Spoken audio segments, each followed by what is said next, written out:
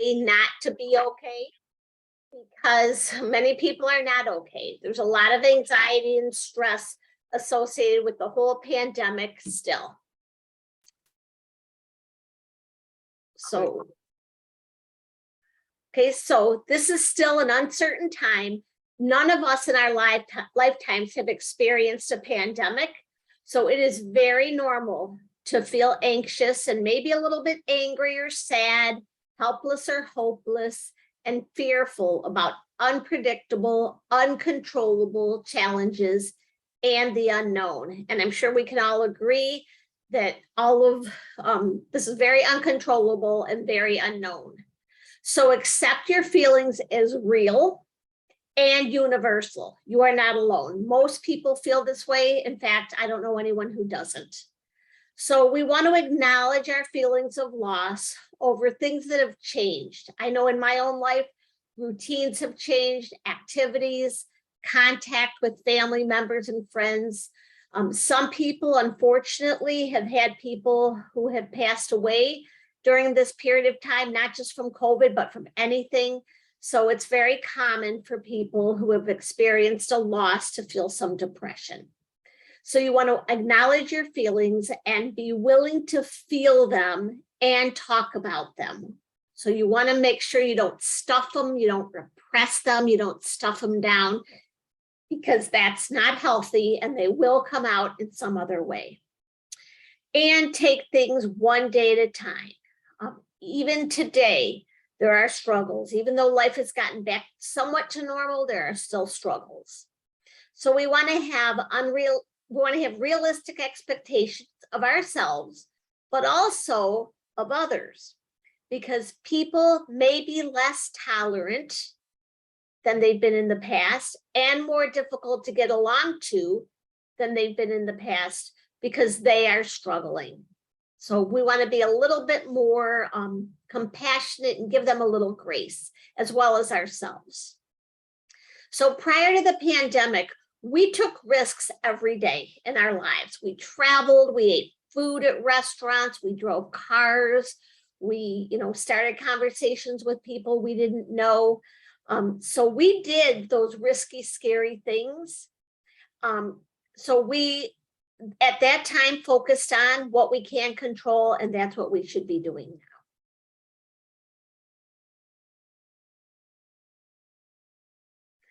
So anxiety and depression are two of the most common mental illnesses.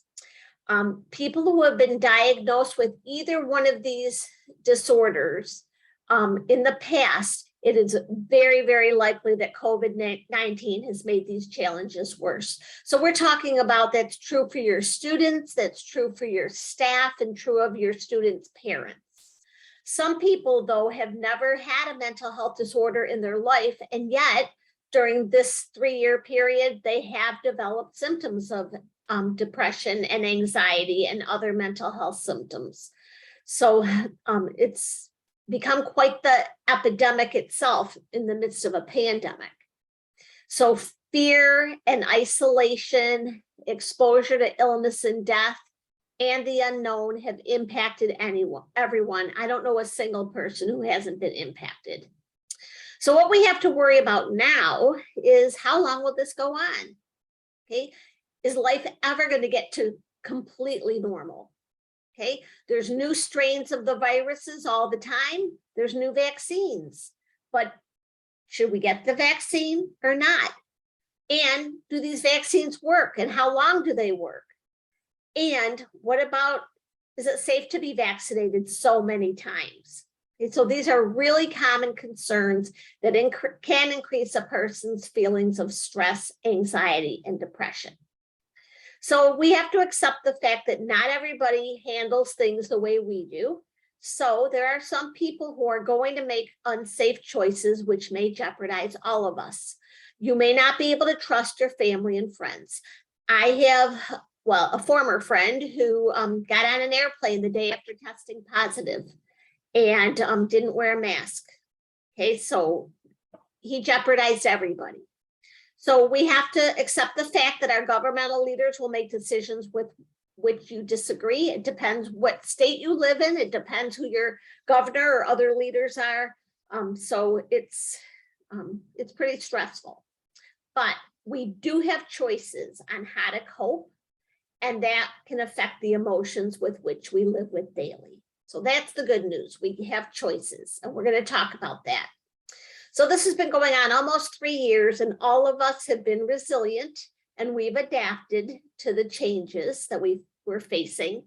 And we used many different coping skills that have worked. Maybe some didn't work.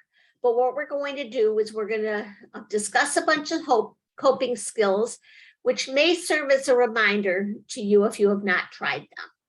So we'll go with that next. So coping skills help us to manage stress and anxiety. They're in no particular order, but the more control we have over our lives, the less anxiety we will feel. And these are really good skills to teach to the students that you're working with. It doesn't matter what age they are. This will help everybody. So, of course, number one, focus on your health. If we are in good physical health, we're likely to do better from a mental health standpoint. So eating right, drinking water, sleeping well.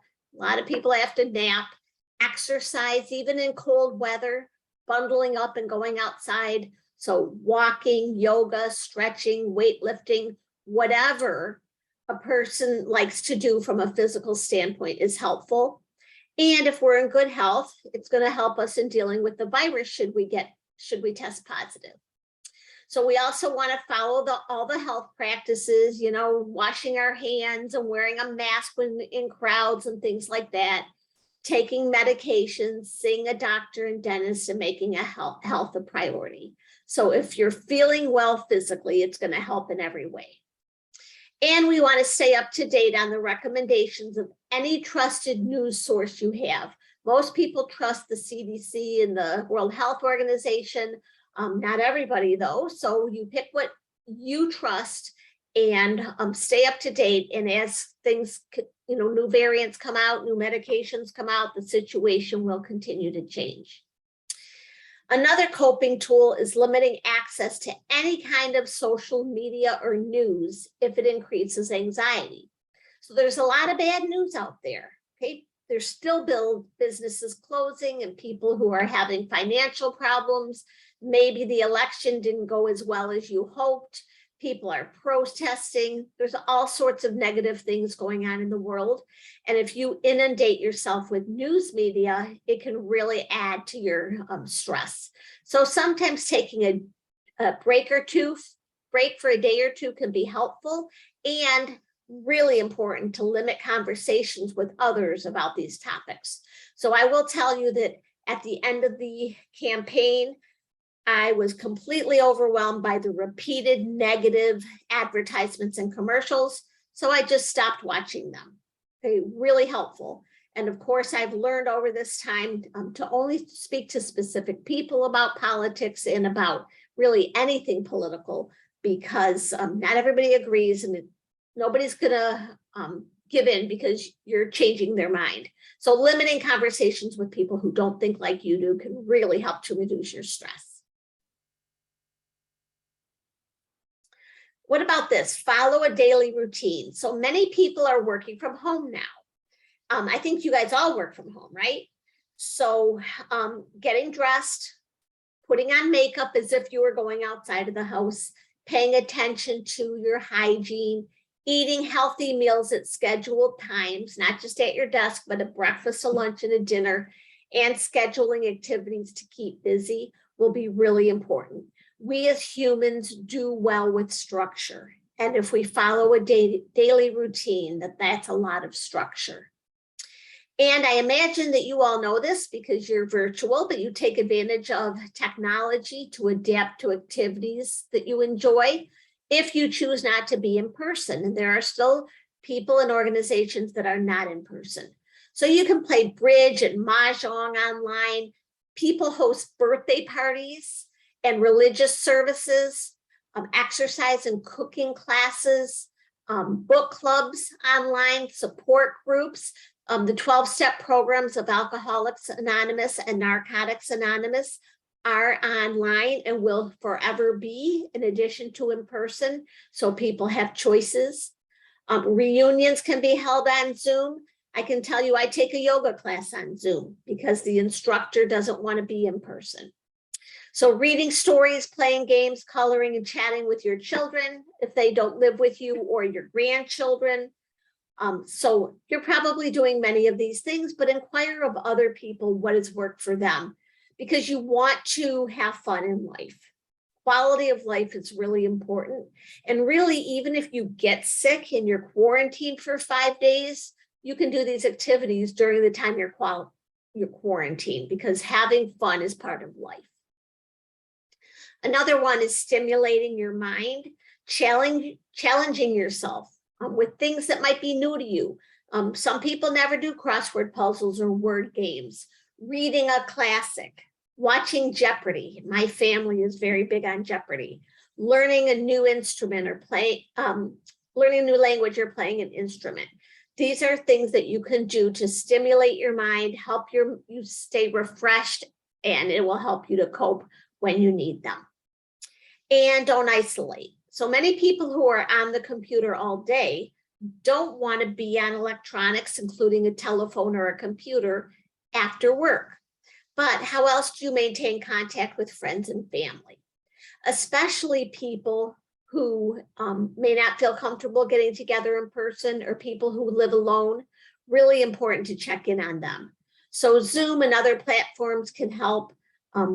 Also, walking outside. You might see people in your neighborhood. You might walk inside a mall if you feel comfortable, but really important to stay connected, not just during the workday when you're online with your students. Another coping tool is deep breathing, mindfulness, and meditation. So I don't know if you're familiar with the term mindfulness. It's the new buzzword, it seems. But mindfulness is a true form of relaxation. It teaches you how to be present in the moment and not focus on the past or the future. And it helps you to not judge yourself and how you're feeling. Meditation is very calming and relaxing. There's different types of meditation, but guided imagery is one form. So for example, you might imagine yourself at a beach, which is your happy place, or you can get an app on your phone to walk you through a guided meditation where you can be on the beach and experiences the feelings, the sights, the smells, the sounds of being on the beach. So if the beach is your happy place, if you have another place that's your happy place, you can go there in your head at any time and it will help you to cope. Another one is progressive muscle relaxation, which is where you tighten and loosen muscle groups one by one, starting with your head and going down to your feet. And what happens is it is very, very relaxing. So these have been proven scientifically to reduce stress and anxiety, lower blood pressure, and improve quality of life. The problem is with meditation is that people aren't good at it at first. It takes a lot of practice, because what happens is our minds race. Things go through our minds in and out. We can't completely focus. And the idea of meditation is learning how to be okay with that, to accept the thoughts and let them come and go. Another coping tool is journaling. Some people don't like the act of writing, and they type faster on a computer. As long as it's private, that's not a bad idea. But people who journal, they get their repetitive thoughts out of their head onto paper or onto a computer. And then at a later time, you can go back and review them with a different perspective. Another tool is some people lie awake at night thinking about everything they didn't get done that day, or what do they have to do the next day. So writing a notebook, getting up, putting a notebook next to your bed and writing it down. I forgot to pay this bill. I need to make this phone call, take clothes out of the dryer, whatever it may be. When you wake up in the morning, it'll be there for you to remember, and you can let it leave your mind. Another coping tool is touch. So if you live with other people, giving and receiving a massage. So human contact is really important in reducing stress. It feels good. Of course, you want to be cognizant of the fact that not everybody enjoys massage or enjoys the feeling of being touched. But if you're talking about your own family, you already know that already about them. Okay, use positive self-talk only. Are you saying this is so horrible? This has gone on for 3 years. When are we ever going to be done? Or are you being positive? Are you telling yourself that you're okay, you're functioning reasonably well, and you can handle it? Because if you talk to yourself the second way, it is less anxiety producing than the gloom and doom talk. So it's not always easy to be positive, but really making an effort will help you to deal with stress. And if you've got negative thinking, challenge your thinking. Recognize when your thoughts are an exaggeration. Okay, replace them with more reasonable and reassuring thoughts and avoid what if thinking. So for example, I could be saying, what if this never ends? What if we're going through this for the rest of my life? Okay, and that is possible. But right now, what I want to do is reassure myself that even if it continues, I'm doing okay. I'm handling it. I'm going to work. I'm doing social activities. I'm healthy. I'm happy. I'm doing the best I can. So that's how you challenge your negative thinking. And consider doing volunteer work. There's so many organizations, especially now before the holidays, who need volunteers. So whether it's Meals on Wheels or a crisis hotline or calling seniors who are isolated, people need help. The bell ringers need help at this time of year. Toys for Tots needs help. So staying busy in a safe and productive way can really help. And if you're the kind of person who likes to cook or bake, preparing a meal for a neighbor or a friend who may be homebound or elderly might make you feel good.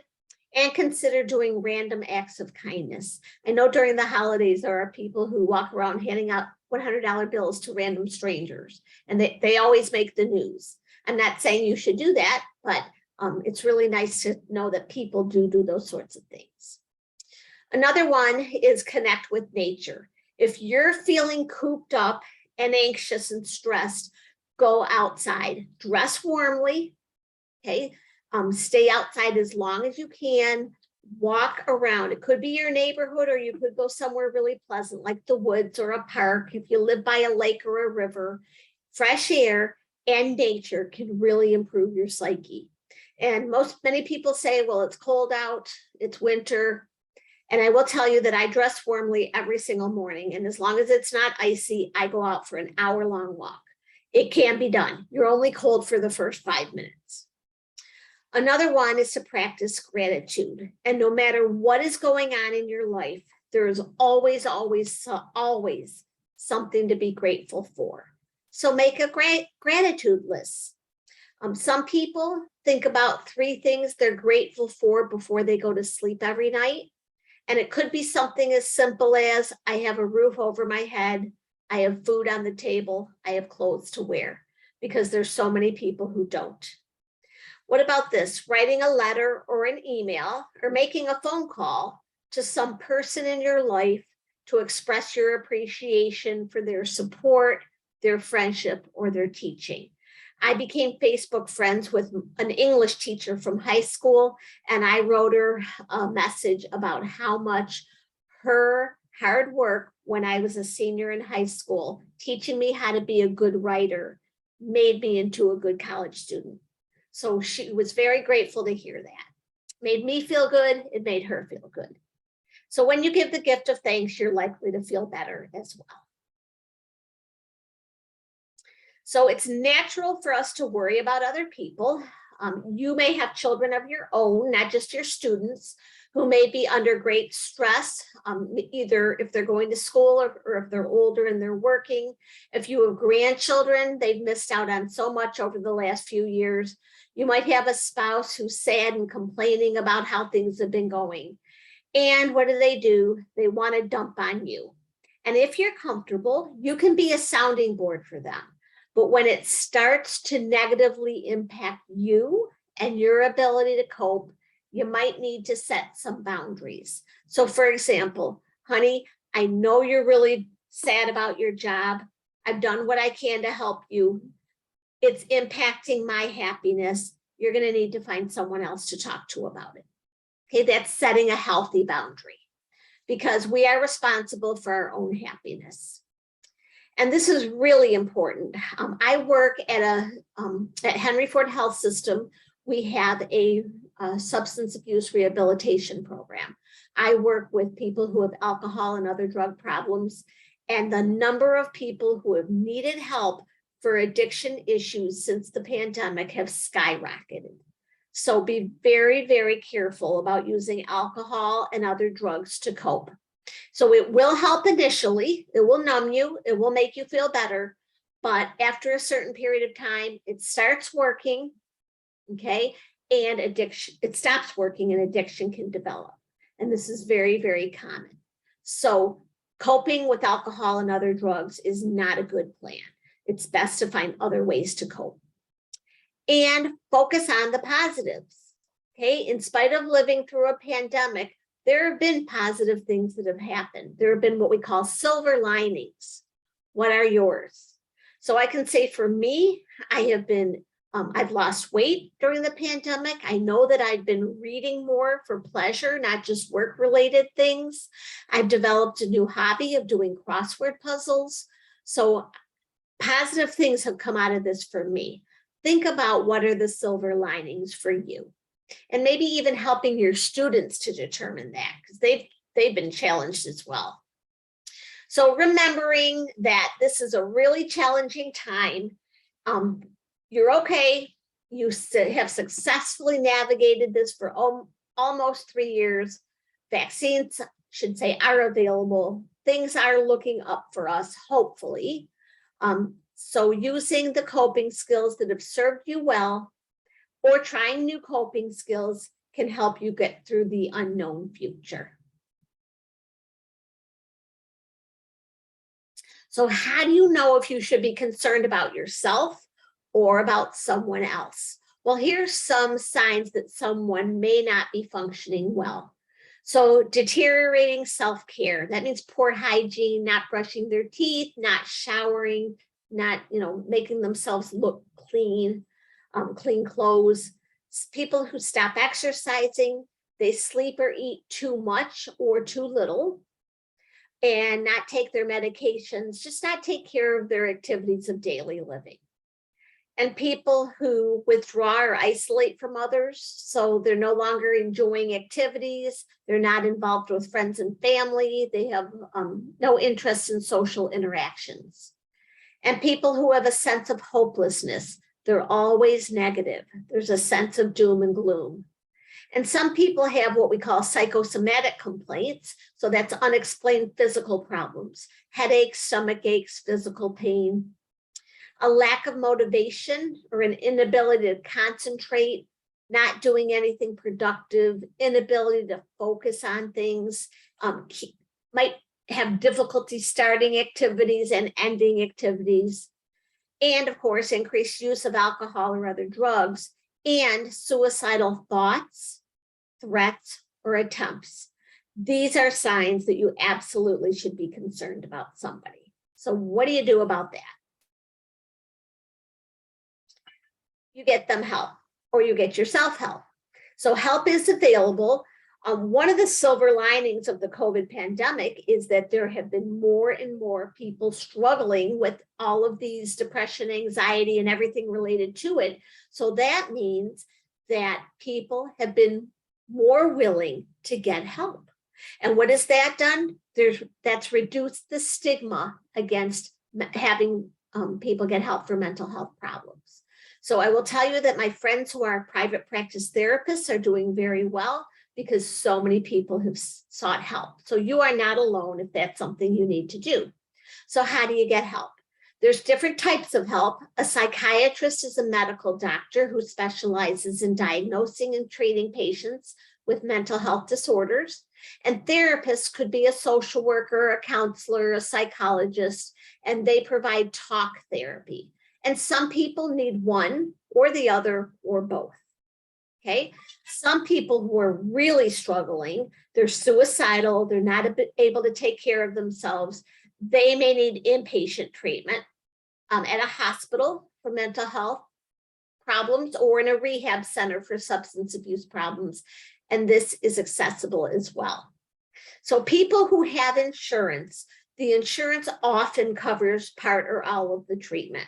And your primary care physician can refer you to providers, or you can ask for recommendations from family members or friends, or you can call your insurance company and they can refer you to providers as well. I am also available if you want to call me. I'm happy to help anybody out who's looking for any type of substance abuse or mental health treatment. And like any other medical care, we are all covered by HIPAA, which is the privacy rules when seeking mental health or substance abuse treatment. So a treatment provider cannot tell your family, your friends, or your employer that you are there. So remember that there's no reason to struggle when professional help is available and effective, and you absolutely want to share that with the families you work with, the kids you work with, because this has been a tough 3 years. So with that, we'll entertain any questions or comments.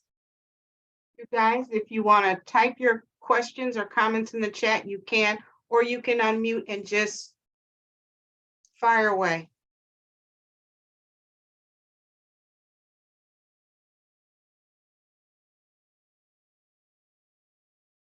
No questions, no comments.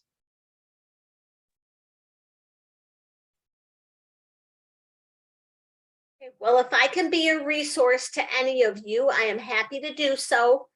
So feel free to reach out to me. All right, then we will wrap this up. Thank you so much, Lisa. Excellent presentation as always. And thank you guys for joining. We have a comment. Thank you. This is great information. Thank you. We're glad to put this out there because it is a continuing effect, and it continues to affect all of us in various ways, shape, forms, and fashions. And the more information we have on it, the better we can address whatever issues that may arise. So thank you guys again, and everybody have a great weekend, and we'll see you all next time. Thank you. Tony. Thank you much. Bye now. Goodbye. Sorry about being so late, Tony. I got sidetracked on the way to the presentation.